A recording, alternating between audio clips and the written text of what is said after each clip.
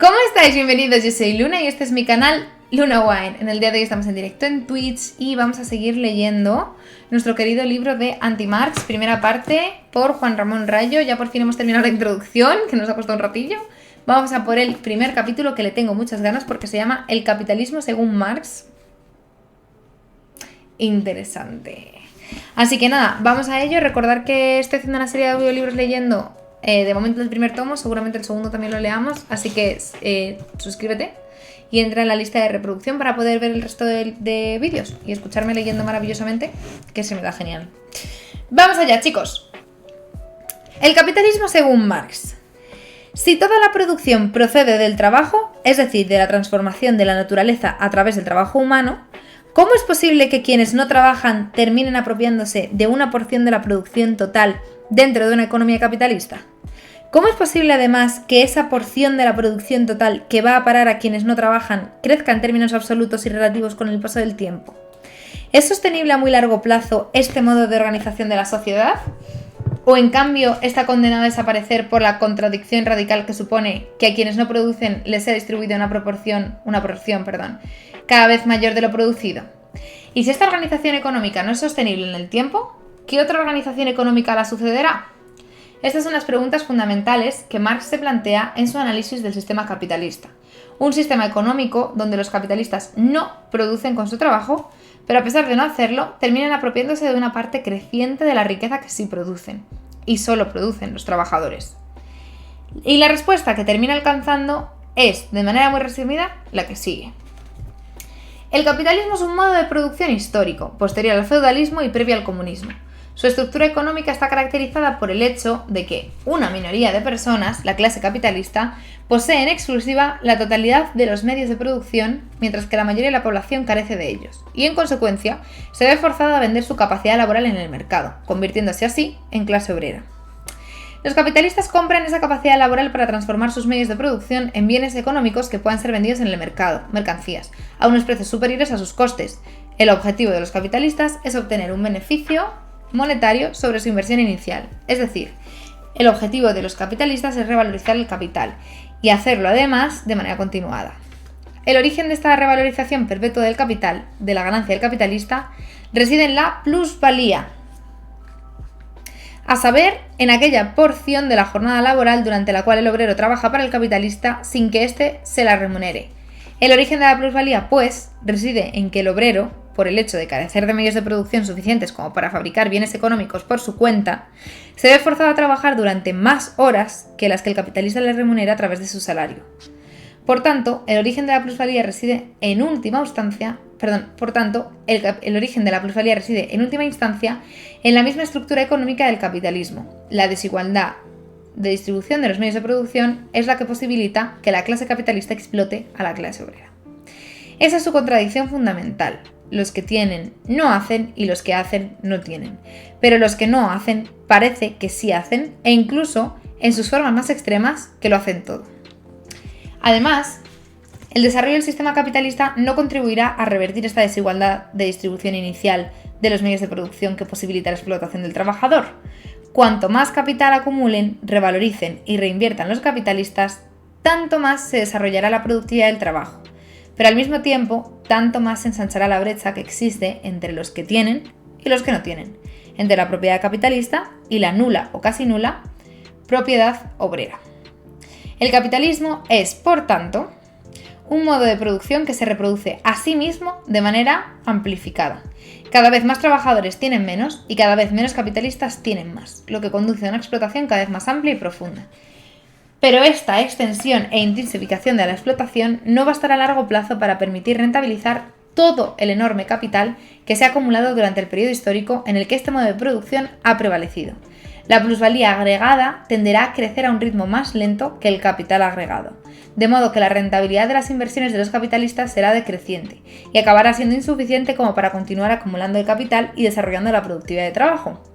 En ese momento, el capitalismo habrá cumplido plenamente su función histórica y a través de una revolución liderada por la clase obrera será reemplazado por el comunismo, el último de los modos de producción de la historia y aquel que abolirá las clases sociales, la explotación, los antagonismos económicos, el trabajo no vocacional y la alienación humana. ¿Cómo llega Marx a todas estas conclusiones tan aparentemente controvertidas? En el resto de este primer tomo trataremos de explicarlos poniendo con detalle los argumentos de Marx al respecto. Para ello hemos dividido este primer tomo en 7 capítulos que exponen 7 aspectos básicos acerca de las categorías y de los procesos económicos del capitalismo. Más en particular, y aquí desglosa los capítulos, capítulo 1, el valor de las mercancías. Todos los productos adoptan la forma social de mercancías, las cuales se producen e intercambian según sus valores. Capítulo 2, de la mercancía al capital a través del dinero. El intercambio de mercancías según sus valores conduce inevitablemente a la emergencia del capital por la aparición previa de la encarnación autónoma del valor, como es el dinero. Capítulo 3, la plusvalía. Los capitalistas obtienen la plusvalía con la que revalorizan su capital mediante la explotación del obrero, a saber, comprando su fuerza de trabajo por un valor inferior al que el obrero genera durante la jornada laboral.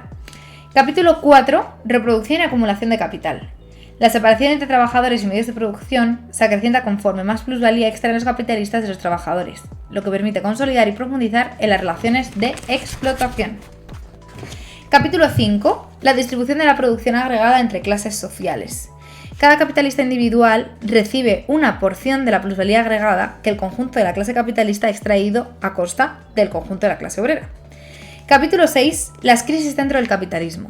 Cuanto más capital inviertan el conjunto de capitalistas, tanto más tenderá a descender la plusvalía agregada en relación con el capital agregado, y este descenso tendencial de la tasa general de ganancia abocará el capitalismo a una crisis sistemática. Capítulo 7 y último. El comunismo. El comunismo reemplazará al capitalismo tras esta crisis sistemática y completará la emancipación de la humanidad.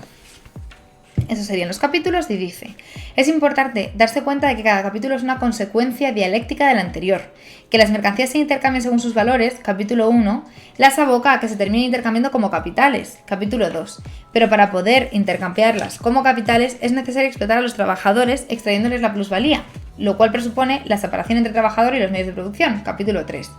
La explotación recurrente de los trabajadores por parte de los capitalistas conducirá a reproducir amplificadamente esa separación entre el trabajador y los medios de producción, es decir, contribuirá a reproducir amplificadamente las condiciones estructurales que facilitan la explotación, capítulo 4.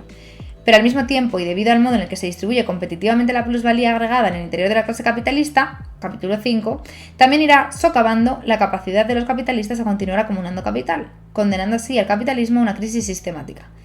Capítulo 6, de la cual emergerá el comunismo. Capítulo 7. La organización de los capítulos es, por tanto, una secuencia lógica del desarrollo del sistema capitalista desde sus formas más simples, la mercancía, a sus manifestaciones más complejas, como la ley de la caída tendencial de la tasa general de ganancia, pero estando las segundas implícitas desde un comienzo en las primeras. Esta aproximación metodológica, la progresión dialéctica desde los fenómenos más simples a los fenómenos más complejos del capitalismo, es exactamente la misma que siguió Marx. De hecho, nuestros capítulos 1 a 3 se corresponden esencialmente con el volumen 1 del Capital. El 4 nos remite al volumen 2, y los capítulos 5 y 6 están extraídos del volumen 3, mientras que el capítulo 7 es una reconstrucción de los argumentos expuestos dispersamente por Marx y Engels en sus distintas obras, puesto que ninguno de ellos expuso de manera sistemática, en un único texto, cómo se llegaría a y cómo se desarrollaría el modo de producción comunista. Cada uno de esos capítulos, además, hallará réplica en sus correlativos capítulos del segundo tomo de esta obra, de modo que el lector puede optar por leer ambos tomos de manera intercalada. El resumen de la teoría marxista del valor presentada en el capítulo 1 del primer tomo, seguida por la crítica a la teoría marxista del valor presentada en el capítulo 1 del segundo tomo, o de manera sucesiva, todo el tomo primero y acto seguido todo el tomo segundo. Personalmente recomendamos una primera lectura sucesiva de ambos tomos, pues solo entendido la totalidad del pensamiento marxista podrá entenderse adecuadamente la crítica. No obstante, si en el futuro el lector quiere profundizar en la crítica a algún apartado específico de la teoría marxista, la lectura intercalada de pares de capítulos concretos sí resulta adecuada. Y aquí ya empezaría como tal, capítulo 1, el valor de las mercancías, y los 7 capítulos que nos ha marcado Rayo. Yo sinceramente lo dejaría aquí, ¿vale? Hemos tenido como una breve introducción a los capítulos ya en serio de este libro, no más en profundidad. Y vamos a hacer una encuesta en los comentarios sobre cómo preferís que leamos los siguientes capítulos. Primero el tomo de Marx y luego la respuesta de Rayo. Primero el capítulo de Marx y luego la respuesta de Rayo intercaladas, es decir, cómo son las mercancías según Marx, cómo son las mercancías según Rayo en respuesta, cómo es el capital según Marx, cómo es el capital según Rayo en respuesta, así. O si leemos primero todo el pensamiento marxista y luego todo el pensamiento rayista, ¿no? Toda la réplica de Rayo. Dejad en los comentarios qué preferís, ¿vale? Y lo tendré en cuenta para la próxima lectura. Dejad un like si os gusta este contenido y suscribíos, que me ayuda un montón. Nos vemos en la próxima, chicos.